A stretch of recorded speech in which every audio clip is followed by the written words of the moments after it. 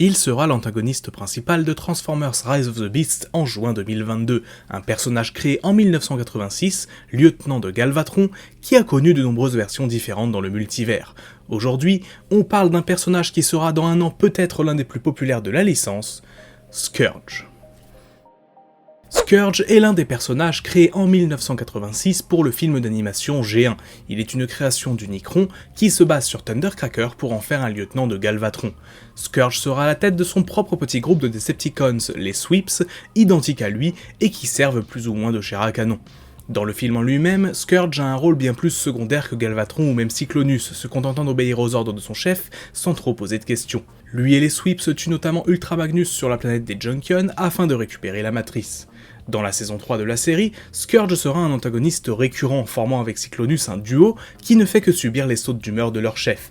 Plusieurs épisodes le voient se mettre en avant, notamment lorsqu'il est possédé par le fantôme de Starscream, ou encore lorsqu'il décide de voler la matrice du commandement afin de la mettre dans son torse.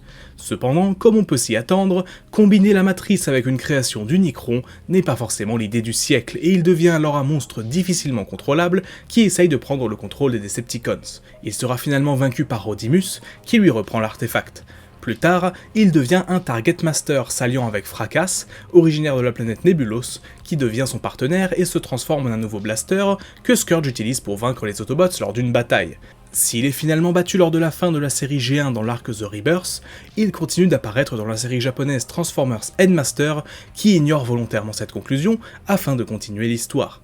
Dans cette dernière, lui et Cyclonus restent des antagonistes récurrents, bien que plus secondaires que dans la série G1, mais ce sera sa dernière apparition sur petit écran, Scourge n'apparaissant pas dans les séries suivantes, à savoir Supergod Master Force et Transformers Victory. Dans les comics Marvel, Scourge est tout comme dans l'univers de la série, créé par Unicron en même temps que Galvatron et Cyclonus. Ici, les trois Decepticons voyagent dans le passé en 1986 afin d'essayer de se libérer du contrôle d'Unicron.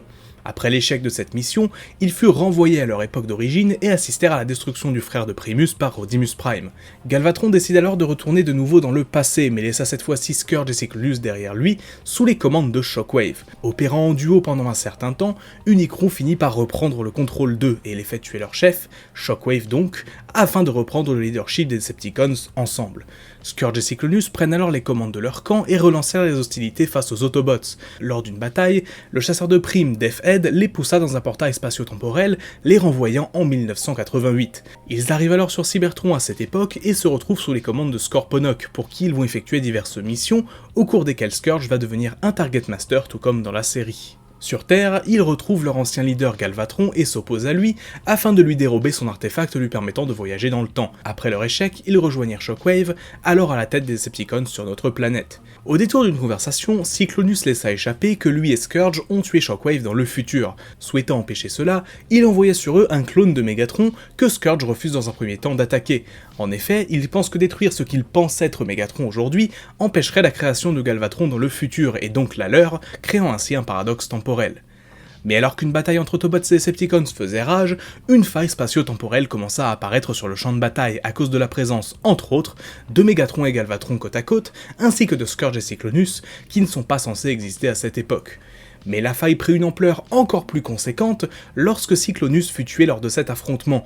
Il était mort 18 ans avant sa création, ce qui eut pour effet de totalement faire dérailler le continuum espace-temps. Scourge réalisa alors que la seule façon de stopper tout cela était que lui et Cyclonus retournent à leur époque, même si pour ce dernier, il ne restait que son corps. Mais alors que Scourge essayait de récupérer la dépouille de Cyclonus, Shockwave, qui avait totalement perdu la tête à cause du manque de logique de la situation, l'en empêcha avant que Ravage parvienne à le faire revenir à la raison. Scourge se jeta alors dans la faille, et Shockwave y transporta le corps de Cyclonus, le scellant ainsi à jamais et empêchant la destruction de la Terre et de Cybertron. Après la G1, Scourge a eu droit à une version durant la Beastera. Ici, il est un Predacon instable mentalement et spécialisé dans les armes biologiques. Il n'apparaît pas dans les séries de l'époque et le peu d'informations que l'on a sur lui viennent alors de son jouet. Il aura cependant droit à plusieurs apparitions par la suite, en comics notamment, par exemple dans les comics Beast Wars publiés par IDW en 2006, ou encore les comics Beast Wars Uprising, où il n'a pas un rôle très important, mais voilà, au moins il est présent. En 2001, dans Transformers Robots in Disguise, Scourge était à l'origine un protoforme Autobot envoyé sur Terre pour retrouver Fortress Maximus. Cependant, Megatron retrouva le vaisseau où se trouvait le protoforme en question et arriva à le corrompre pour en faire un Decepticon.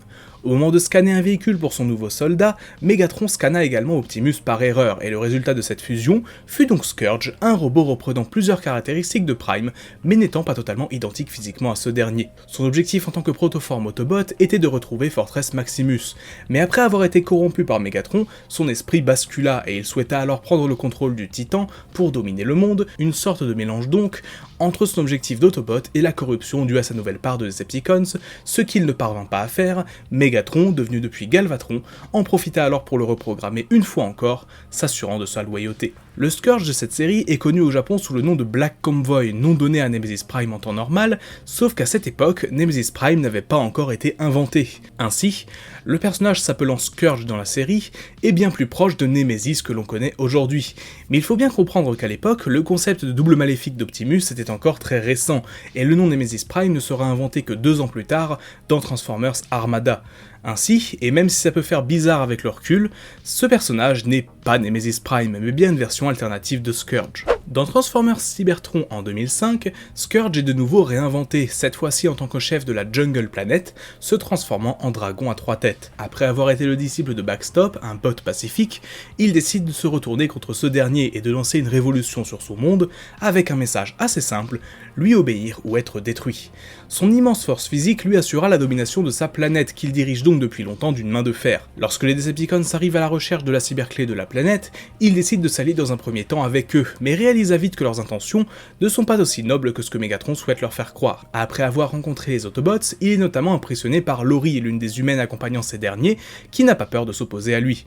Finalement, il changera de camp, s'alliant avec Optimus Prime et œuvrant pour la paix entre Transformers. Alors que Robots in Disguise et Cybertron ont présenté des versions totalement nouvelles du personnage, les comics Dreamwave publiés à l'époque ont présenté un Scourge bien plus proche de sa version G1, ce dernier étant aussi une création d'Unicron envoyé à travers la galaxie pour retrouver l'emplacement de Cybertron. En plus d'apparaître dans la continuité G1 de ces comics, Scourge apparaît également dans les comics Armada avec son apparence G1, ayant été envoyé par son maître dans cet univers pour préparer son arrivée. On rappelle qu'à l'époque, il n'existait qu'un seul Unicron à travers tout le multivers. Cependant, avant que toutes ces histoires puissent être développées jusqu'au bout, Dreamwave fit faillite et ces séries n'eurent jamais de conclusion, celle de la G1 principalement. Dans les comics IDW, Scourge est, tout comme Cyclonus et Galvatron, un cybertronien extrêmement ancien ayant vécu à l'époque des Primes. Tout comme ces derniers, il va participer à l'expansion de l'Empire cybertronien, mais se retrouvera piégé dans l'univers parallèle, connu sous le nom de Dead Universe. Alors que Galvatron et Cyclonus parviennent à en sortir vivants, Scourge lui est gravement blessé. Cyclonus, désireux de lui offrir une mort digne, était sur le point de le laisser mourir avant de brûler son corps, quand soudain, Galvatron surgit et le détruit d'un coup de canon.